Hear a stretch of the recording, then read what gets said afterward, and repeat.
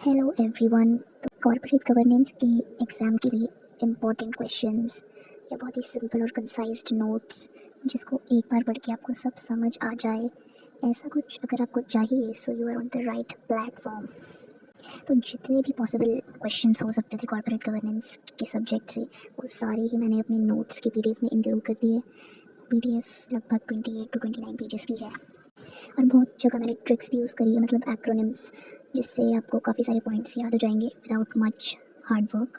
क्योंकि यार हेडिंग और सब हेडिंग लिखने से ही आपको मार्क्स मिलते हैं। आप डिस्क्रिप्शन में भले ही कुछ भी लिख लो, लेकिन हेडिंग और सब हेडिंग सब अगर आपने सही से लिखी और उसको एक बार अंडरलाइन कर दिया तो आपको मार्क्स वैसे भी मिल जाएंगे।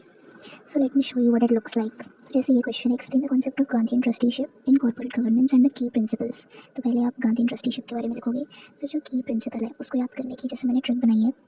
तो आपको पता है गांधी जी काफ़ी रेवोल्यूशन के लिए स्ट्राइक्स और प्रोटेस्ट करी उन्होंने। तो ये जो एनडीटीवी चैनल वाले, न्यूज़ चैनल वाले, तो ये गांधी जी को काफ़ी अपना न्यूज़ में दिखाते थे। तो गांधी जी ने बोला कि एनडीटीवी से लव हो गया उनको, ठीक है, मतलब लोग ऐसा कहते थे क्योंकि मतलब याद करने के लिए जस्ट। तो एन से हो जाएगा नॉन एक्सप्लॉइटेशन, डी से हो जाएगा डिस्ट्रीब्यूशन ऑफ वेल्थ, है ना, मतलब इक्वली सबको डिस्ट्रीब्यूट करना।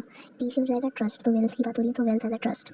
फिर वी से हो जाएगा वॉलेंट्री रेगुलेशन, एस से हो जाएगा सस्टेनेबिलिटी एंड सोशल वेलफेयर, ई से हो जाएगा एथिकल बिजनेस कंडक्ट और एल से हो जाएगा लीडरशिप। देखा कितनी ईजिली आपको याद हो गया।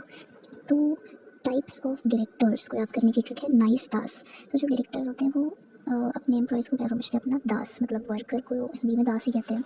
तो एन से हो जाएगा नॉन एग्जीक्यूटिव डायरेक्टर, आई से इंडिपेंडेंट डायरेक्टर, सी से कैजुअल डायरेक्टर, ई से एग्जीक्यूटिव डायरेक्टर, डी से डीम डायरेक्टर, ए से एडिशनल डायरेक्टर, ए से ऑल्टरनेट डायरेक्टर और एस से शैडो डायरेक्टर।